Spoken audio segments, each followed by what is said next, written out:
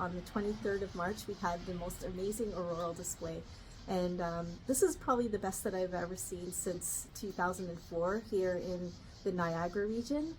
That afternoon, before it happened, I checked our weather station website, and at the top there's usually a banner that shows up when the conditions are right for aurora, and it said a watch was in effect for it. So that basically triggered to me that that night I should set up my camera and tripod and set up a sequence of exposures, because in this type of area where we have light pollution, it's very hard to see aurora if it does happen, but the camera can pick up on so much. And the thing is you don't want to be standing out there waiting forever and ever for the chance that there might be something that you'll see in the sky. So doing the sequence exposures, long exposures, will help you to then check to see if you actually had it. So that night, when I started taking the exposures, I could see a hint of green along the horizon. This was just through my camera display, but I couldn't see it with my eyes.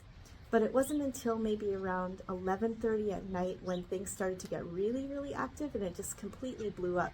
And by then, like when I went out to check the display, I could see hints of the aurora in the night sky, but the camera showed the full-blown color. It was pretty amazing. So I'll share with you a time lapse that I put together, and basically what it was I set up 18-second exposures, ISO 1600 on my Canon R6 and this same lens, which is the 17 to 40 millimeter.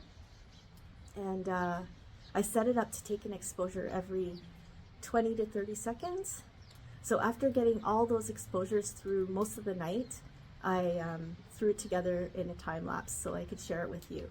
You could see that there was quite a bit of cloud in the sky, but I knew that night that we were going to have some breaks, and thankfully we actually had breaks just at the perfect time to see this amazing flare-up of the aurora.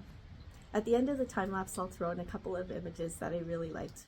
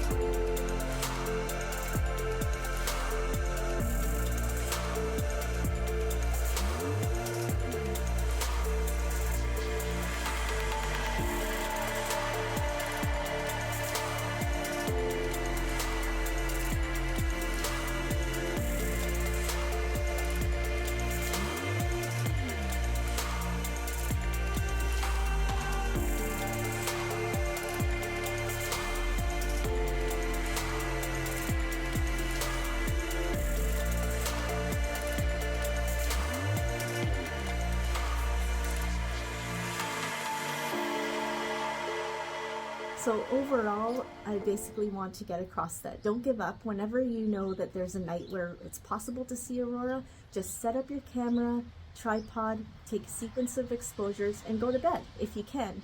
And then in the morning, check the frames to see if something showed up. There's nothing to lose from doing that. And even if it's cloudy, there might be a chance where you'll get a good break just at the right time. Just have the camera going and just forget about it, and then you'll be surprised in the morning.